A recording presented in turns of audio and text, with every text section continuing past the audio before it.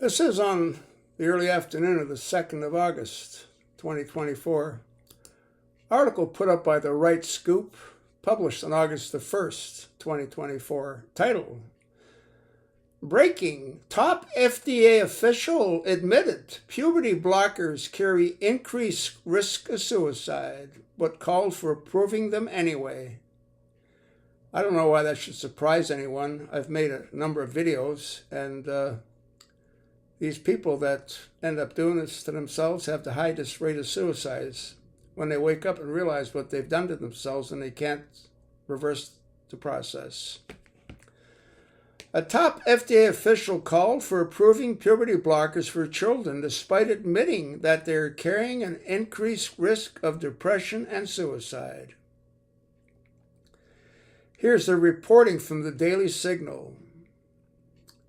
A team leader at the U.S. Food and Drug Administration recommended approving puberty blockers for teens who identify as transgenders, even while noting that a recent study showed these drugs are associated with increased risk in depression and suicidality. Many activists claim that children struggling with gender dysphoria, the persistent condition of identifying with the gender opposite their biological sex, must receive experimental drugs to make their bodies resemble bodies of the opposite sex to stop them from committing suicide. Yet the FDA study suggested these drugs actually increase the risk of suicide.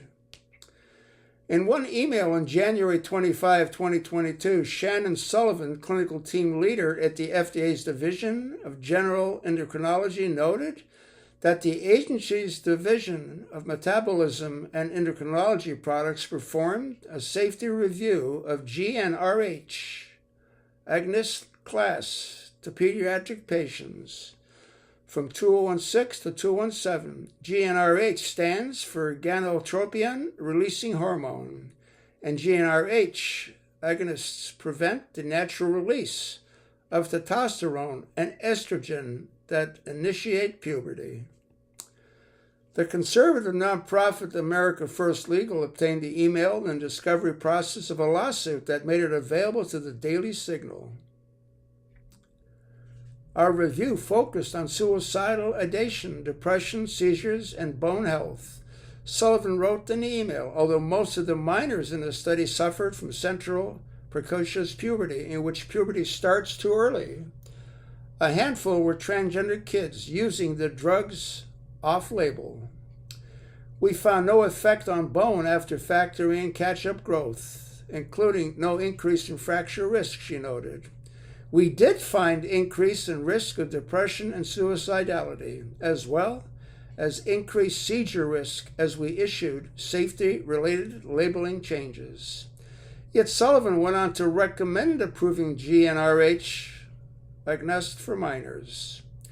The FDA Division of Urology, Obstetrics, and Gynecology, she wrote, has done a patient listings session with trans kids and separately with trans adults, which I participated in, and there is definitely a need for these drugs to be approved for gender transition, as they are typically not covered by insurance and are expensive out of pocket. Sullivan also said no company has come to provide GnRH agonists in the transgender population yet, but it was my understanding that the FDA division would take these applications if and when they do come in. See a copy of the letter that was sent. You can read it through its entirety. These leftists don't give a crap if children get depressed and kill themselves because of these brutal medicines. All they care about is pushing the trans ideology instead of calling it what it is, mental illness. Take a look at Kamala Harris's hands. She's got the typical male hand where the ring finger is much longer than the index finger. You can't make this shit up. You know who else has hands like that? Big Mike. Instead of treating it actually saving the lives of children, they would rather brainwash children into believing all of this is okay and destroy their lives.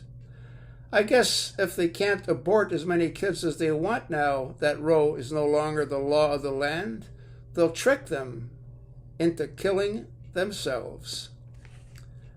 Now, I can't tell how many times I've posted videos that said exactly that. These transgender kids, once they go through this process, they can't go backwards. And that's why, again, they have the highest suicide rate. Shouldn't surprise anyone that the FDA is up to their ass in this. All they care about is the money they can collect from these companies that make these drugs that kill innocent people.